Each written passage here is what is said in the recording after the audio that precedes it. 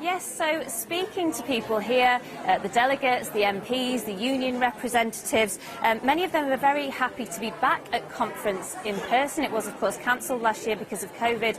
What they're less happy with, though, is Keir Starmer and this row over rule changes. It's something that he engineered, but in the end it has plunged the party into days of infighting just as they needed to come together for this party conference. Now, what he wanted was an end to the one-member, one-vote system. That's how the party currently elects its leaders. He wanted to return to the old electoral college system, which gives equal weight to members, but also to MPs and to unions, so taking some power away from members. It's been heavily criticised by the left, as you might expect. Many of them see it as a direct attack on that wing of the party. They've described it as undemocratic. But even people in Keir Starmer's shadow cabinet are unhappy with it as well. Because of the timing, they were worried that it was going to overshadow this conference, and it has certainly overshadowed the first day. So not a good start for Keir Starmer. As fuel and food shortages grip the country, in Labour land, Keir Starmer spent the morning in meetings about rule changes and running away from reporters. Mr Starmer, why are you talking about rule changes when there's an energy crisis going on in the country?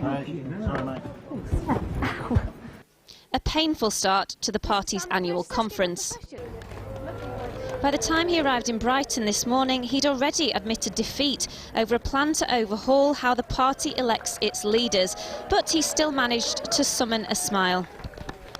This is our opportunity to set out the alternative, to set out the vision, set out our ideas, and we're all really, really looking forward to this. Thank you so much. Positivity in public, but after this it was straight back to rowing over rules, with a meeting of union bosses and senior party figures that led in the end to a compromise deal, including a new requirement for future leadership candidates to get nominated by 20% of Labour MPs, not 10 as it is now.